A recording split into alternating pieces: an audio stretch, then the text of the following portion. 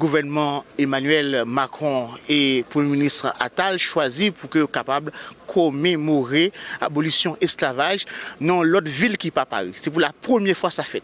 C'est une cérémonie très solennelle, côté que un pile monde participé. Parmi les moments clés dans la cérémonie, ça a discours ambassadeur haïtien Jean-José Pierre Dahomey et ancien Premier ministre Jean-Marc Ayrault, pas de quitter pièce monde indifférent.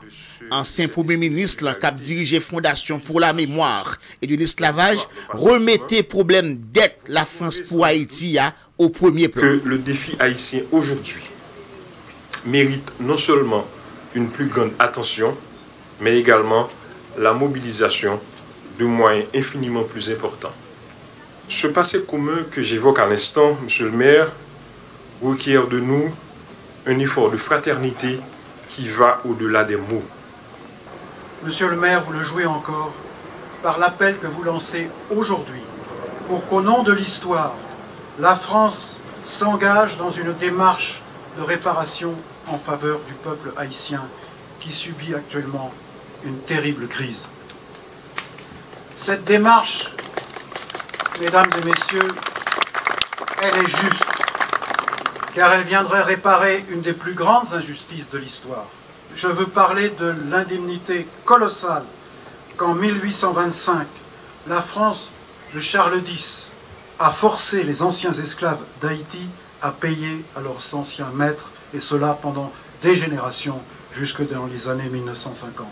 La commémoration a été continuée par le discours du Premier ministre Gabriel Attal qui promet tout soutien de la France à Haïti. Vous avez évoqué, cher Jean-Marc Ayrault, la situation en Haïti. J'évoquais à l'instant l'esprit de résistance à l'esclavage. C'est dans cet esprit de résistance qu'est né Haïti. Nos peuples sont liés par cette histoire commune, comme le rappelait le président de la République l'année dernière en rendant hommage à Toussaint Louverture à l'occasion des 175 ans de l'abolition de l'esclavage. Face à la situation extrêmement grave que traverse Haïti aujourd'hui, devant vous, monsieur l'ambassadeur, je veux dire notre solidarité et notre soutien au peuple haïtien.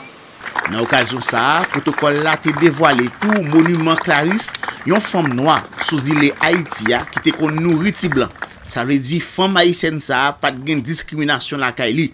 Un monument qui est réalisé par un fameux artiste haïtien qui c'est Philippot et assistant lui José. Ancien Premier ministre Jean-Marc Ayrault, quant à lui-même, fait connaître que 2025 là, t'as une grosse date pour Haïti. S'agissant d'Haïti, il faut assumer le fait que la France, par Charles X, par la République, Charles X, a fait payer pendant des décennies une dette aux descendants des esclaves et qui avait pour objet d'indemniser les propriétaires d'esclaves, les maîtres qui les avaient mis en oppression.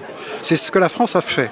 Et je pense que ça a pénalisé pendant des années, ça pèse encore aujourd'hui, le développement d'Haïti. Et donc, il y a une reconnaissance morale qui doit être faite. Et quant aux modalités financières, économiques, ça doit faire partie d'un plan qui ne doit pas être seulement l'affaire de la France, qui doit être celui de la communauté internationale. Mais mon sentiment, c'est que la France doit profiter de 2025, le bicentenaire de l'ordonnance royale de Charles X, pour prendre l'initiative internationale d'un geste d'engagement et de fraternité.